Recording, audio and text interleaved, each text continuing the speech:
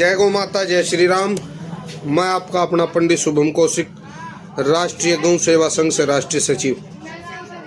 भाई आज मन बहुत आहत है, बहुत दुखी है,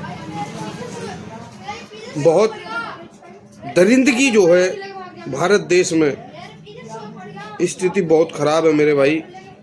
6 साल की बच्ची का रेप 3 व्यक्तियों के द्वारा किया गया।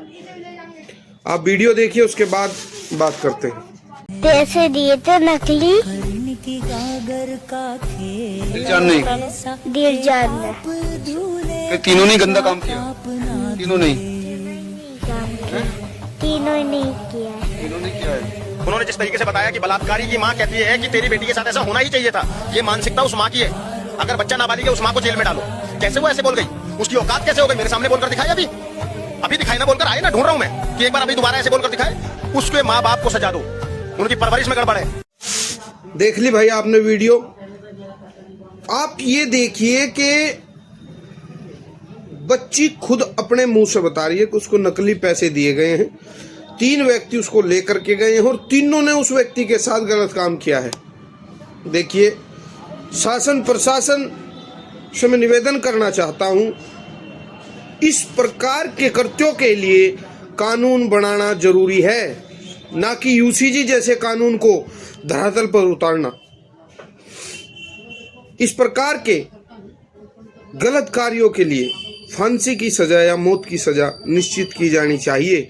केंद्र सरकार से मैं कहूंगा, इस प्रकार के कृत्यों पर कानून बनाइए। और ये जो 3 व्यक्ति हैं जिनको ये लड़की अपने मुख से बोल करके बता रही है, इसमें सबूत की कोई आवश्यकता नहीं है। इसमें किसी प्रकार से भी कोई गुंजाइश नहीं है कि इनको राहत दी जाए।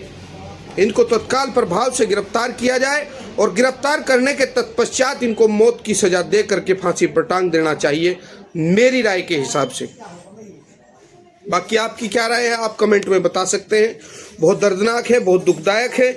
जो बच्ची मात्र 6 साल की है, उसका पूरा जीवन बर्बाद कर दिया गया है, उसका सिस्टम सारा खत्म कर दिया गया है भाई।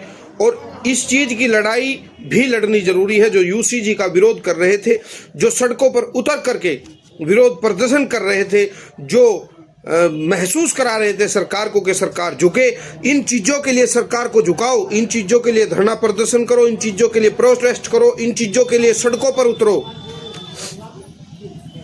क्योंकि ये बहुत जरूरी है। क्या आप अंदाजा लगा सकते हैं क्या बीत रही होगी उसके घर को पर, क्या बीत रही होगी उस बच्चे पर, जिस बच्चे के साथ इस दुनियादारी का उस बच्चे को पता ही नहीं है, इस समाज का उस बच्चे को पता ही नहीं है। और सबसे बड़ी बात है, जो कार्य उसके साथ किया गया है, जो घिनौनी हरकत उसके साथ की गई है, उस चीज के बारे में बच्ची जरा सा भी नहीं जानती। हैवानियत किस हद तक आपके सिर पर चढ़ गई है।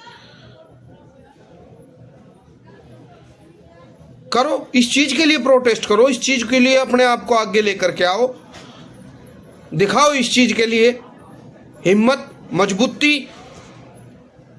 क्या आपका जमीर सो गया है? क्या आपकी धड़कनें बंद हो गई हैं? लड़ाई लड़िए, अच्छे के लिए लड़िए।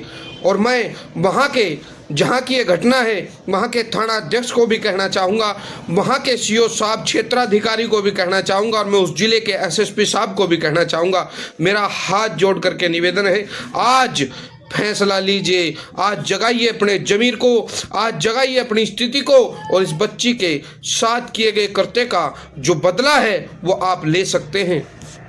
एनकाउंटर कीजिए उन लोगों का, उन लोगों को सीधी गोली मारने का कार्य कीजिए।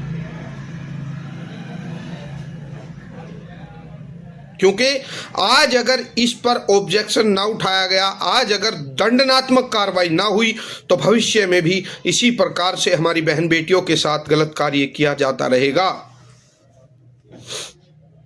छोड़ दीजिए राजनीति को पीछे, छोड़ दीजिए अपने पद को पीछे। अगर इस चीज के लिए आपको इस्तीफा भी देना पड़े तो वो जायज है।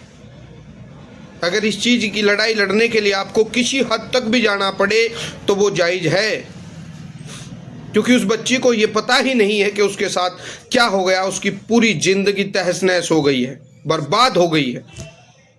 वो किसी हद तक भी कहीं भी मुंह दिखाने के लायक नहीं रही। आज तो वो बच्ची है, भविष्य में क्या होगा?